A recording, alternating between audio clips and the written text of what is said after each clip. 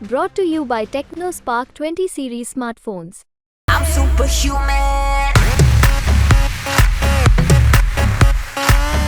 फिर कहा गया उनको आप राज्यसभा चले जाइए, वो राज्यसभा नहीं गए। जब वो राज्यसभा नहीं गए तो उनको चुनाव लड़ना नहीं चाहिए था। जब पार्टी में थे, पार्टी सम्मान दे ही रही थी, तो फिर किस बात की बेचैनी। मैं हूं मनोज कुमार सिंह और आप देख रहे हैं बिहार तक। 25 तारीख को हमारे यशस्वी नरेंद्र मोदी जी सुअरा हवाई अड्डे पर आ रहे हैं और लोगों को संबोधन करेंगे। हमारे साथ इस समय नीरज कुमार बबलू जी मंत्री जी, आइए उनसे बात करते हैं। मतलब बिहार तक आपका स्वागत है सर। ये बहुत धन्यवाद सर, इस बार 400 पार। देखिए, निश्चित रूप से इस बार 400 पार होगा। और आप जहां खड़े हैं, सोहड़ा का मैदान है डिहरी में। कल यहां दिन के 11 बजे माननीय प्रधानमंत्री आदरणीय नरेंद्र मोदी जी यहां आ रहे हैं। यहां बड़ी सभा आयोजित की गई है और लोगों में बड़ा उत्साह का माहौल है कि माननीय प्रधानमंत्री मोदी जी को देखने जाएंगे, मोदी जी को सुनने जाएंगे। हम लोग जहां भी घूम रहे हैं, हम यहाँ इंचार्ज के रूप में भी काम कर रहे हैं, हम जहां भी घूम रहे हैं, लोगों में जबरदस्त उत्साह है।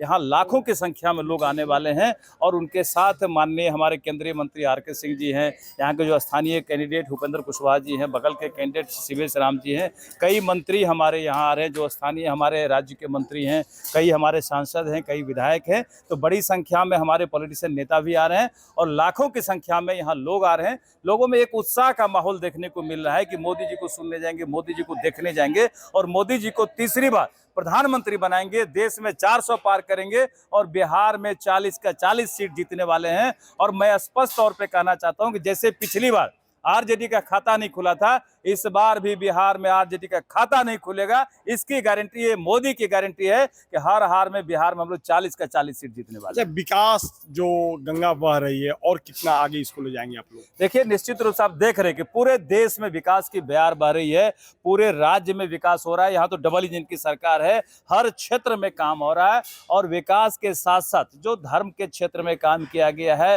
करोड़ों सनातनी के आस्था के प्रति प्रभु श्री राम को जो टेंट से निकाल करके भव्य मंदिर में बैठाया गया है, इसको भी लेकर के पूरे देश में एक उत्साह का माहौल है कि जो प्रभु श्री राम को लाए हैं, हम उन्हें पुनः लाएंगे। और इसलिए देख रहे हैं कि फिर एक बार मोदी सरकार का नारा गूंज रहा है। जहां भी जा रहे हैं, विरोधी के सभा में मोदी मोदी शुरू हो जाता है, आरजेडी इंडिया गठबंधन के सभा में मोदी मोदी शुरू हो जाता है। ये लोगों का उत्साह बोलता है, लोगों का जज्बा बोलता है कि मोदी को लाना है, देश को विश्व गुरु बनाना है। इस समय तेजस्वी यादव एक छोटा सा माइक लेकर चल रहे हैं, हर भाषण सुना रहे हैं कि ये देखिए मोदी जी क्या बोल रहे हैं। मोदी जी बोलते हैं करते नहीं, और लाल सलाम भी करते चल रहे हैं। इस पर क्या बोलो? देखिए, तेजस्वी जी का मुझे लगता है कि जनाधार जो खिसक गया है ना, तो अकबकाहट में है कि बोलना क्या है, दिन भर झूठ बोलते हैं आजकल।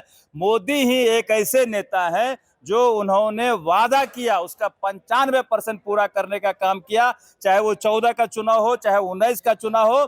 और इस बार जो उनका वादा होगा वो 100% पूरा होगा। ये मोदी की गारंटी है, ये हम नहीं कहते हैं, ये पूरा देश कहता है कि मोदी जी जो कहते हैं वो करके दिखाते हैं। देश को भरोसा अगर किसी पर है तो मोदी जी पर देश का भरोसा है। तो पूरा देश एक तरफा है, पूरा देश देख लिया कि ये आरजेडी वाले जो अपराध फैलाते हैं, जंगल राज लाते हैं, दिन भर झूठ बोलते हैं, हमेशा झूठा बयानबाजी करते हैं, इनके पीछे नहीं जाना है। आजकल नया नया सगुफा छोड़ते हैं। लालू जी कहते हैं कि मुसलमानों को आरक्षण दे देना चाहिए। हम पूछना चाहते हैं लालू जी से कि जिस समय आप मुख्यमंत्री थे, उस समय आपके हाथ में लकवा मार दिया था, काहे नहीं आप आरक्षण दिए? अगर आप जेल चले गए तो आपकी पत्नी मुख्यमंत्री बन गई, तो उस समय काहे नहीं आरक्षण दिए? उस समय कौन बीमारी हो गया था? जब आपका बेटा डिप्टी सीएम बन गया, उस समय काहे नहीं आरक्षण दे दिए मुसलमान को? तो मुसलमान को ठगना चाहते हैं। मुसलमान भी बेवकूफ नहीं है। आज के डेट में मुसलमान भी भाजपा के साथ में है, मोदी जी के साथ में है। इसलिए ठगने का प्रयास नहीं करिए। आपके पास तो आरोप भी नहीं है। आज विरोधी क्या आरोप लगाता है? विरोधी कहता है मोदी आएंगे तो आरक्षण खत्म कर देंगे। ये कहता है कि मोदी आएंगे तो संविधान खत्म कर देंगे। हम पूछना चाहते हैं, अरे मूर्ख, तुम्हारे पास विरोध करने के लिए सवाल नहीं है, तुमको आरोप लगाने के लिए कोई मुद्दा नहीं है। काहे कि देश में कोई घोटाला नहीं हुआ, देश में कोई घपला नहीं हुआ, देश में विकास का काम नहीं हुआ। आप इनके पास कोई मुद्दा नहीं है, लोगों को बेवकूफ बनाते हैं। मैं सीधे तौर पे कहना चाहता हूं कि जो व्यक्ति पहली बार 14 में प्रधानमंत्री बने, फिर दूसरी बार 19 में प्रधानमंत्री बने। अगर आरक्षण खत्म करना होता तो आरक्षण खत्म कर देते, अगर संविधान खत्म करना तो संविधान खत्म कर देते। 10 साल बीत गया, अब कहते हैं कि आरक्षण खत्म कर देंगे, संविधान खत्म कर देंगे। इन लोगों को आरोप लगाना भी नहीं आता, इतने झूठे हैं, इतने अलबलाहट में हैं कि बोलने का कुछ, बोल रहे हैं कुछ, दिन भर झूठ का खेती करते हैं। जनता जान रही है कि पूरा परिवार झूठा परिवार है, इसके चक्कर में नहीं जाना है। तो हर समाज के लोग, हर धर्म के लोग मोदी के साथ में हैं और एक तरफ से मोदी मोदी करते हैं और पुनः तीसरी बार मोदी को ला करके हैट्रिक लगा करके देश को विश्व गुरु बनाना है, लोग मन बना के। मेरा आखिरी सवाल है कि पवन सिंह इस समय पहले बीजेपी में थे और अचानक बीजेपी उनको बहुत दिनों तक साथ में थे, लेकिन उनको मनाया भी गया, लेकिन नहीं माने तब बीजेपी अचानक निकाल दिया और बोल रहे हैं कि हम इस बार जीत जाएंगे काराकाट से, हमारे साथ हजारों लोग हैं चल रहे हैं। देखिए, पवन सिंह जी का पूरा पूरा सम्मान था पार्टी में और पार्टी में उनको टिकट दिया गया, बंगाल से टिकट दिया गया, वो टिकट रिफ्यूज कर दिए, वहां से चुनाव नहीं लड़े। फिर उन्हें कहा गया कि आप वहां से लड़िए, बोले हम नहीं लड़ेंगे। तो फिर कहा गया उनको आप राज्यसभा चले जाइए, वो राज्यसभा नहीं गए। जब वो राज्यसभा नहीं गए तो उनको चुनाव लड़ना नहीं चाहिए था। जब पार्टी में थे, पार्टी सम्मान दे ही रही थी, तो फिर किस बात की बेचैनी। हम तो सीधे तौर पे कहना चाहते हैं कि वो आरजेडी के जाल में फंस गए, आरजेडी षड्यंत्र में उनको फंसा करके यहाँ से चुनाव लड़वा रहा है और वो जान रहा है कि अगर पवन सिंह लड़ेंगे तो राजपूत समाज के लोग लड़के इनके साथ चले जाएंगे, जो हमारे घर परिवार के बच्चे हैं, भाई हैं, भतीजे हैं, वो उनके साथ भटक जाएंगे। स्थिति वो बनी है, भटकाव की स्थिति है।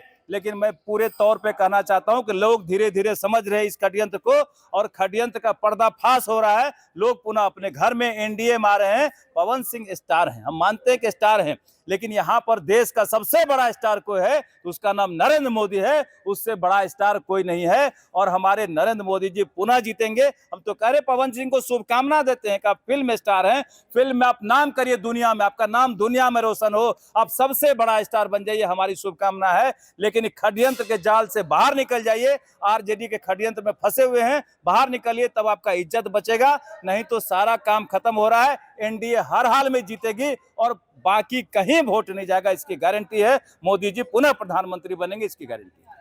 आपने देखा इस बार 400 पार और अपने बिहार तक पे दर्शकों को हमारे नीरज कुमार बबलू जी ने कहा कि इस बार विकास पर सुपरस्टार पावर पवन सिंह होंगे, लेकिन उनसे भी सुपरस्टार नरेंद्र मोदी जी हैं और विकास कर रहे हैं। विकास के नाम पर हम लोग वोट ले रहे हैं और इस बार भी हमारी सरकार बनेगी।